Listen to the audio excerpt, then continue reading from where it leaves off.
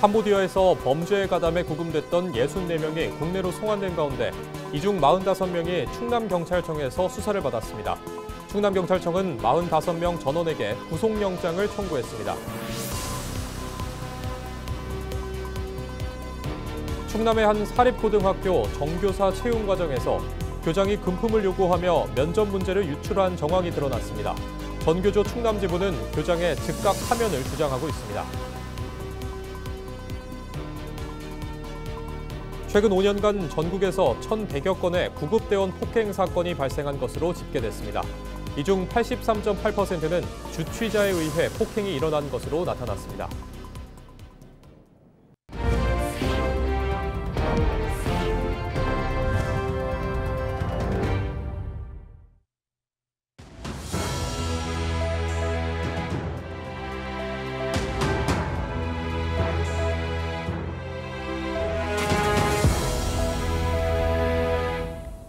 시청자 여러분 안녕하십니까? 헬로티비 뉴스입니다.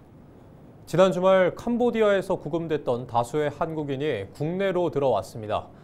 이 중 상당수가 충남경찰청에서 수사를 받게 됐는데요. 자세한 소식 취재기자 연결해 들어봅니다. 정호석 기자, 충남에서 몇 명이나 수사를 받았나요? 네, 캄보디아에서 범죄에 가담해 구금됐던 64명이 지난 18일 오전 국내로 송환됐습니다. 이 중 약 70%인 45명이 사기 등 혐의로 충남경찰청에서 수사를 받았습니다. 이들은 투자 리딩방과 노쇼 사기 등 범행에 가담한 혐의를 받고 있습니다. 이들은 캄보디아에서 체포영장이 발부돼 있던 피의자 신분으로 전세기 탑승 직후 체포된 것으로 알려졌습니다. 대부분 범죄 단지에서 검거된 것으로 전해졌습니다. 이들은 각각 천안 동남과 서산, 홍성 등 유치장 5곳에 나뉘어 입감됐습니다. 경찰은 체포영장 집행 이후 48시간 이내 석방이나 구속영장 청구를 해야 해 수사에 속도를 냈는데요. 그 결과 20일 피의자 45명 전원에게 구속영장을 청구했습니다. 네, 그리고 지난주 충남에서 폭발과 화재 사고가 발생했습니다. 관련 소식도 전해주시죠.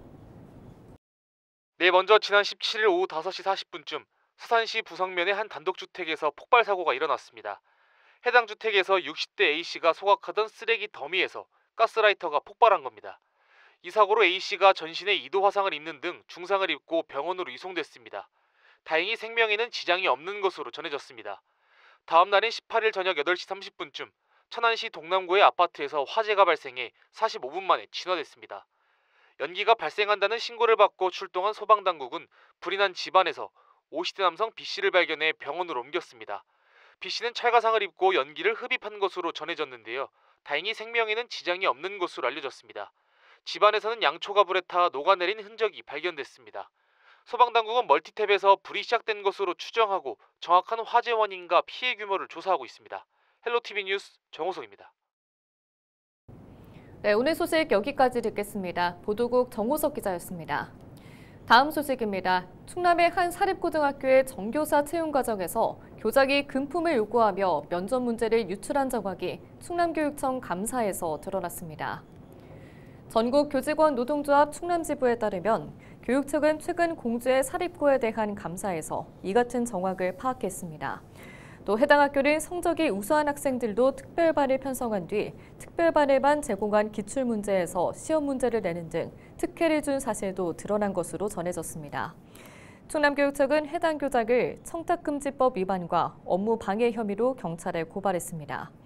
전교조 충남지부는 성명을 내고 학교를 사조직처럼 운영하며 사리사욕을 챙긴 교장을 즉각 파면해야 한다고 주장했습니다. 충남소방본부의 자료를 보면 최근 5년간 전국에서 1,100여 건의 구급대원 폭행 사건이 발생했습니다. 이 가운데 83.8%인 955건이 주치자에 의해 벌어졌습니다. 충남에서는 지난 1월 홍성의 한 아파트에 신고를 받고 출동한 소방대원이 현장에서 주치자에게 폭행당하는 사례도 있었습니다. 충남소방본부는 구급대원이 폭행을 당해 현장 대응 지연과 환자 이송 지연 등 2차 피해로 이어지는 경우가 있다고 전했습니다. 구급 활동을 방해하는 폭행 협박 행위 시 5년 이하 징역이나 5천만 원 이하 벌금형에 처할 수 있습니다.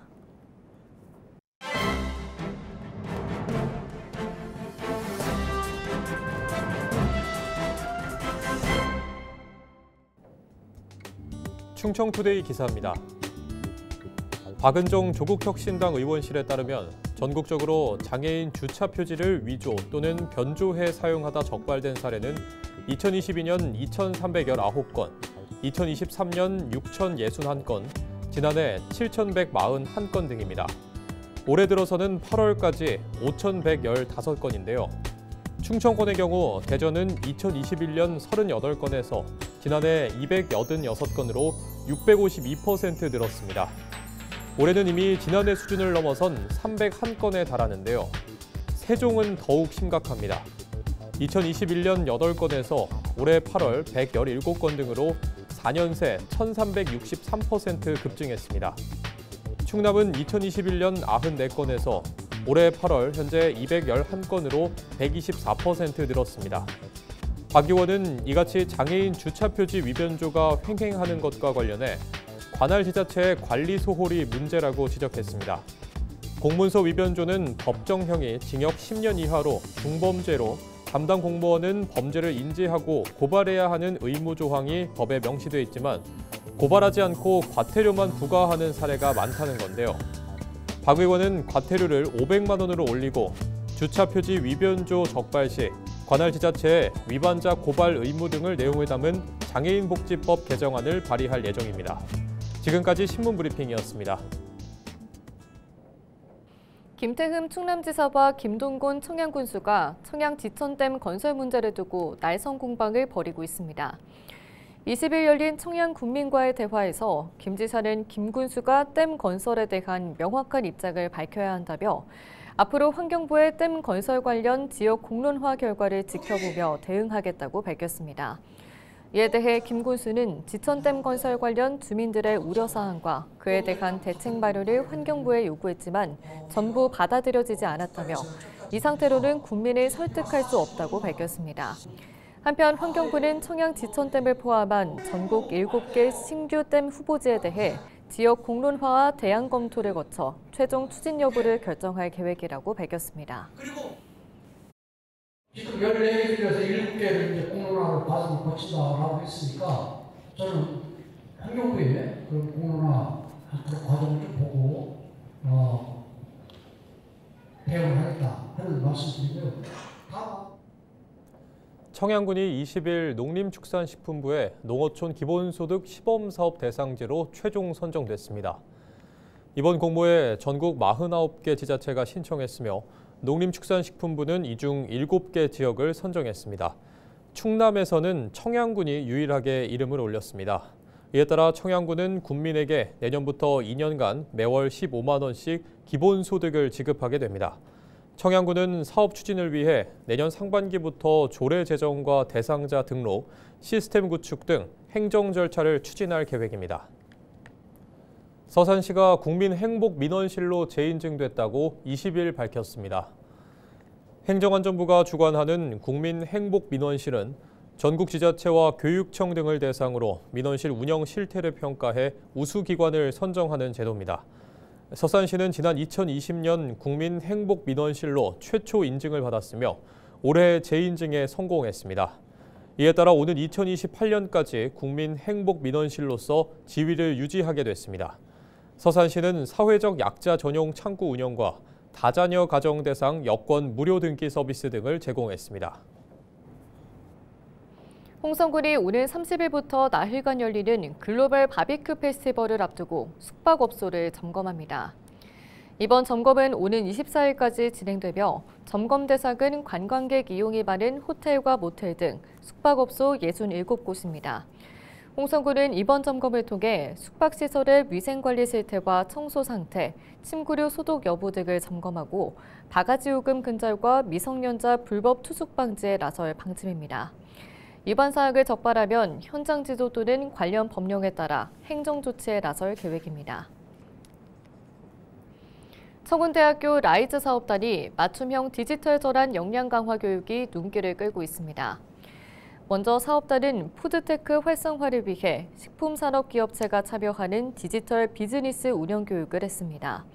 또 아나운서협회와 함께하는 소상공인 라이브 커머스 역량 강화 교육도 진행했습니다. 이와 함께 우수 국선 변호사를 초대해 연령 직군에 맞는 맞춤형 디지털 범죄 예방 교육도 실시했습니다. 한편 이번 사업은 지역 혁신 중심 대학 지원체계 충남 라이즈 사업의 일환으로 마련됐습니다. 디지털 시대를 맞아 사기 범죄가 빠르게 확산되어 누구든지 피해자가 될 수 있습니다. 그래서 연령 직군에 맞는 맞춤형 예방 교육이 필요하여 이 교육을 하게 되었습니다.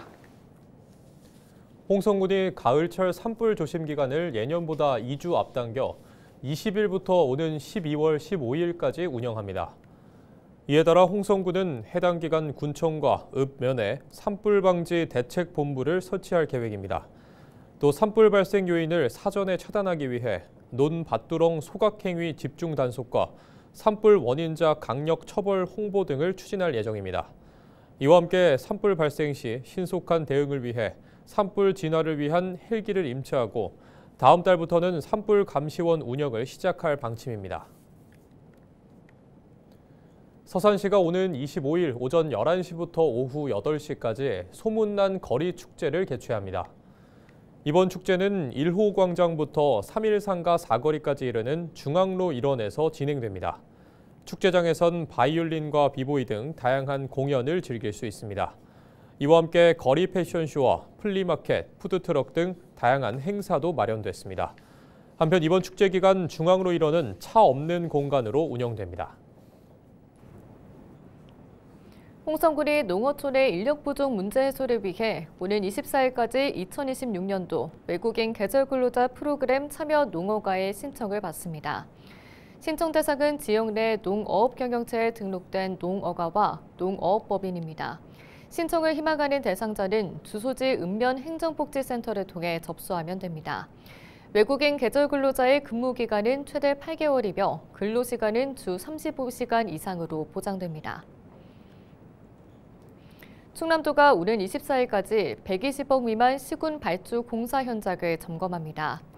집중 점검 대상은 충남도와 시군이 발주한 건설 현장 500여 곳 가운데 전담 안전관리자 선임 의무가 없어 상대적으로 안전관리가 취약한 120억 미만 중소규모 건설 현장 86곳입니다.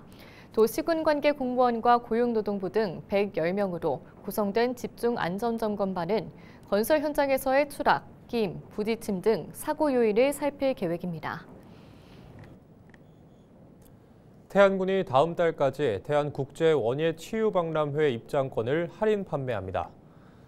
태안군은 태안국제원예치유박람회 성공 개최를 위해 태안군민과 기관, 단체 등을 대상으로 다음 달까지 입장권 40% 할인 판매에 나선다고 밝혔습니다.